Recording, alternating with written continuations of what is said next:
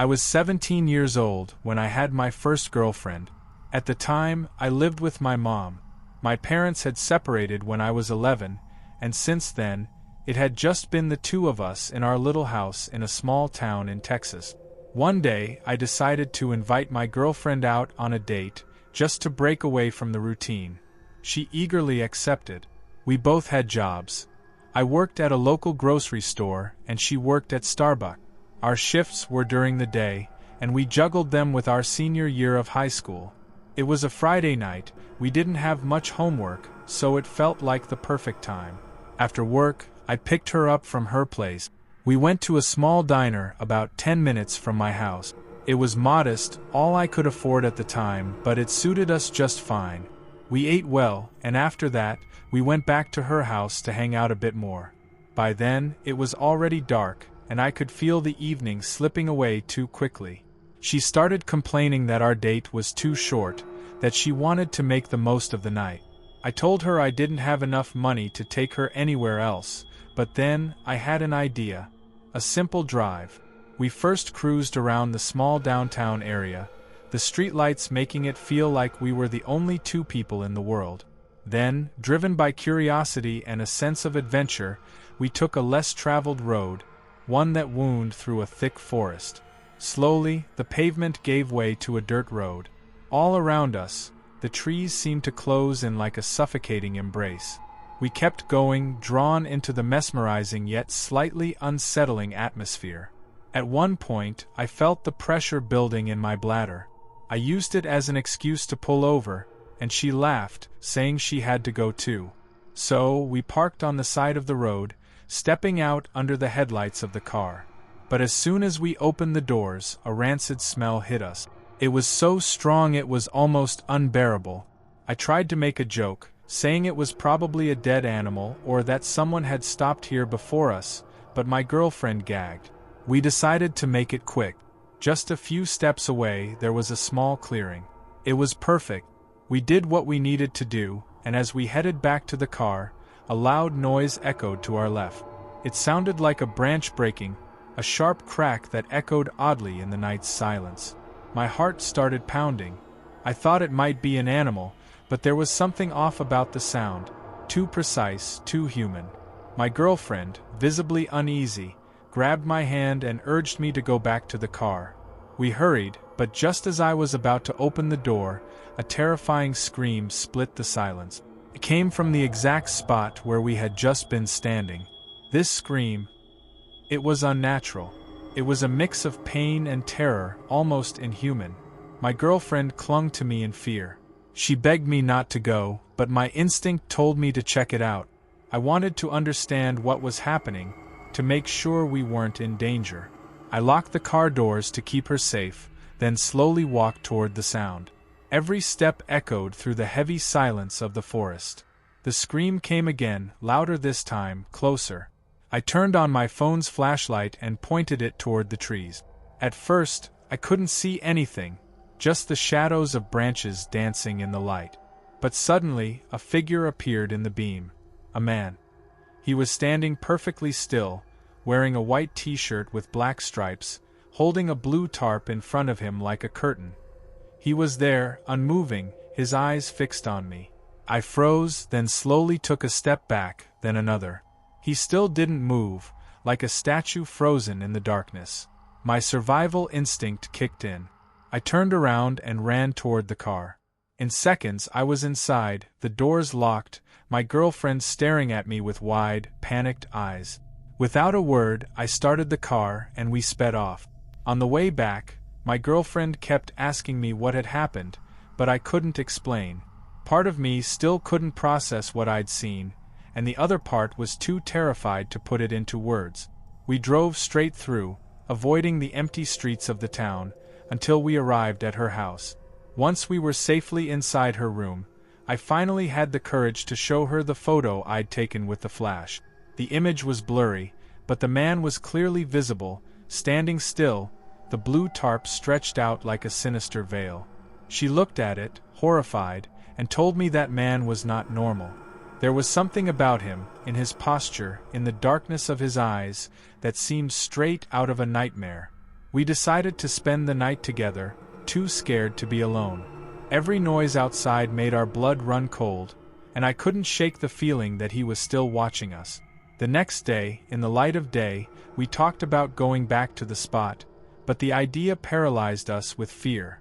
We decided to try and forget about it, yet that memory continues to haunt me. Sometimes, in the middle of the night, I wake up with a start, convinced that the man with the blue tarp is standing in a dark corner of my room, staring at me with his empty eyes. And I wonder, what would we have discovered if we had stayed just a little longer that night? It was August 29, 2002, a night I will never forget. Around 9:30 p.m., my dear friend Emily called her husband, David, to share some good news. She had just received a raise at the healthcare center where she worked part-time. They were both thrilled. With 2 kids, every little bit helped. She told him she'd be finishing up soon and would head home directly. That was the last contact anyone had with her. Emily worked at a long-term care facility, a job she loved despite its demand. That night, she finished her shift around 11 p.m., said goodbye to her colleagues, and got into her 1996 Jeep Grand Cherokee. The drive home was simple, a 10-mile stretch along State Route 23, a road she had traveled hundreds of times. She should have been home in 20 minutes, but that night she vanished. David later told me that he wasn't too worried when she hadn't come home immediately. It wasn't unusual for her to stay late if a patient needed extra care. He thought she might have been delayed, so he went to bed, figuring she'd be home soon. But when he woke up around 2 a.m. and she still wasn't back, panic began to set in. He called the facility, and they confirmed Emily had left at 11 p.m. as scheduled. The unease started to grow. The next morning, David called Emily's mother, Mary. Mary had just returned from vacation in Florida with Emily's sister from her first marriage, Chloe. At first, David thought Emily might have stopped by to see them, but when Mary said she hadn't seen or heard from her, they both realized something was terribly wrong. I remember that morning like it was yesterday. I was at home when my phone rang. It was David, his voice strained with fear. "Emily's missing," he said. "I need your help." I grabbed my coat and rushed over to their house. When I arrived, Mary was already there, as was Emily's stepmother, Helen, a former police officer. We immediately filed a missing person report. The police began their search, but as the hours went by, a sense of unease grew inside me. Emily's friends and I decided to drive the route she should have taken, hoping to find some clue. It had rained heavily the night before, making the roads slippery. We combed through the woods, ditches, and all the back roads, but there was no sign of Emily or her Jeep. It was as if she had simply vanished into thin air. David's behavior during those first crucial hours struck me as odd. When we spoke earlier, he sounded strangely detached, almost resigned. I expected him to be frantic, but his tone was calm and monotone. I wondered why he hadn't called me sooner. After all, Emily and I were close, and I would have been one of the first to help organize a search if I knew she was missing. Emily's friends were just as puzzled. Karen, one of her closest friends, told me she had received a voicemail from David around 1 p.m. that day. She said his tone was strange, almost as if he had already given up. "If your wife is missing, wouldn't you be panicked?" she asked me. It sounded like he was reading from a script. The police launched a large-scale search. They brought in helicopters and even canine units to search the 12 miles between the healthcare center and Emily's home. They combed every inch of forest, checked ponds, and interviewed everyone living along the route. But nothing turned up. No sign of an accident, no trace of Emily's Jeep. The worst part was that the car phone installed in her vehicle had been turned off or was dead, preventing investigators from tracking it. Days turned into weeks, and still no word from Emily. I spent a lot of time with David during those days, trying to support him and the kids, but I couldn't shake the feeling that something was off. David claimed he was doing everything he could, but to me, he seemed detached, almost disinterested. He rarely joined the search teams, and his lack of emotion surprised more than one person. Rumors began to circulate. Some of Emily's friends whispered that David had always been controlling, that he would constantly check on her whereabouts. I remembered a time when she had confided in me that he would call her often, even when she was just out with friends. But she had downplayed it, saying he was just protective. Now, those comments seemed like warning signs I had ignored. As time passed, the police considered all kinds of theories. Maybe she had been in an accident, and her car was hidden somewhere we hadn't searched. But the longer the days passed without a clue, the more they began to suspect foul play. They questioned David several times, but he always insisted he had nothing to hide. He even allowed investigators to search his home and his father's property, a large golf course owned by the family. But it turned up nothing. During the investigation, some disturbing details emerged. Emily's Jeep had left the healthcare center at the scheduled time, according to a blurry video from a nearby gas station. But beyond that, there was no other evidence. It was as if she had vanished into a black hole. The police questioned everyone who knew her, and each time they came back empty-handed, it was a blow. One of the most troubling clues was discovered when the police learned that the back doors of Emily's Jeep didn't lock properly. They wondered if someone could have hidden in her vehicle before she even left work. That thought haunted me. I couldn't stand the idea of someone waiting in the shadows, ready to strike. Around this time, another story began to circulate. A relative of a former patient had developed an obsession with Emily.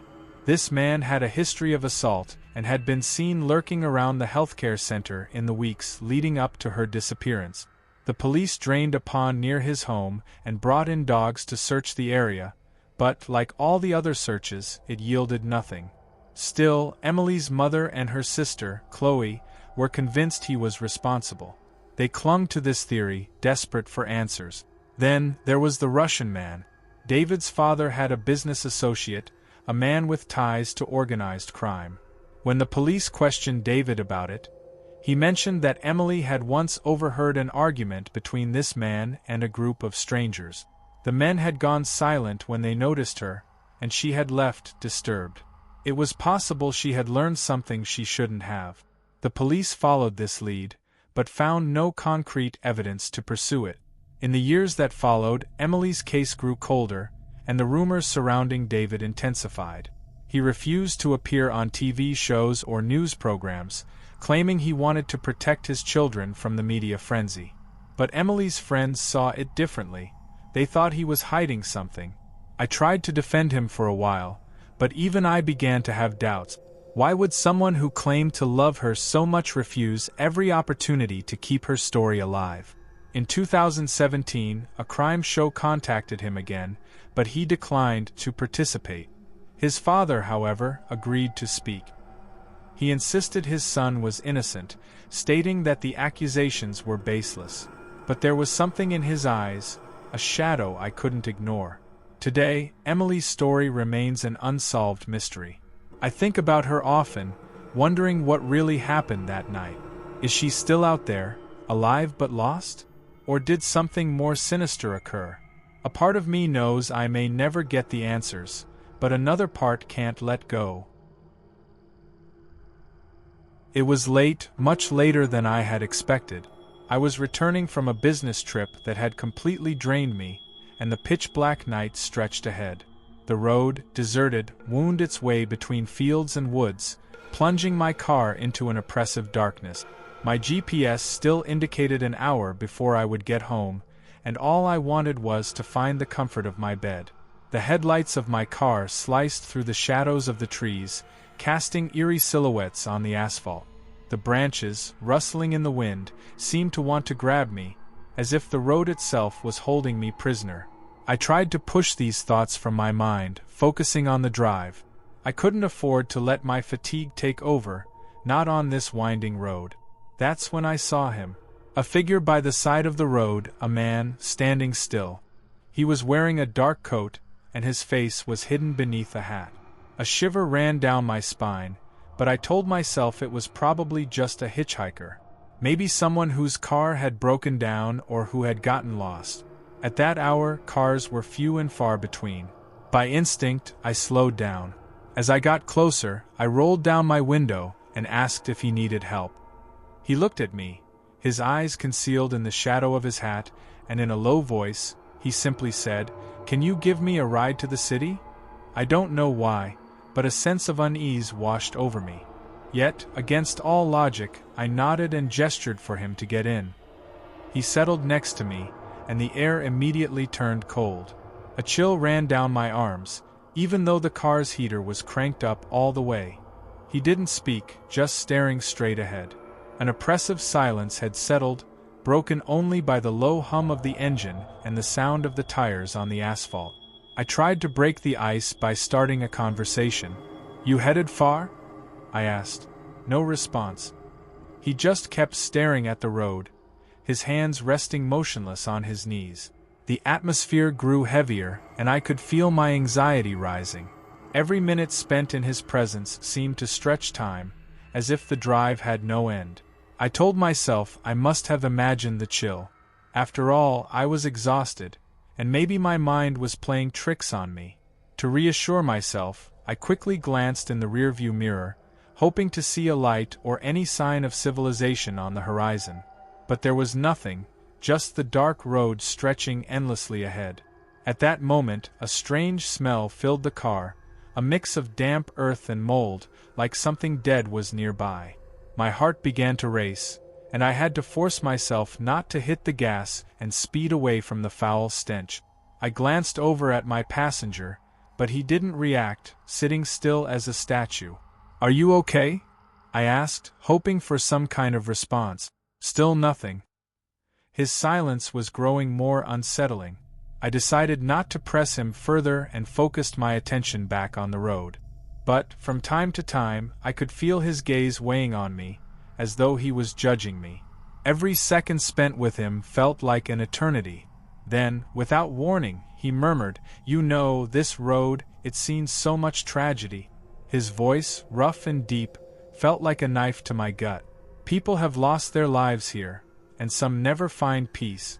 My hands tightened on the steering wheel. "What do you mean?"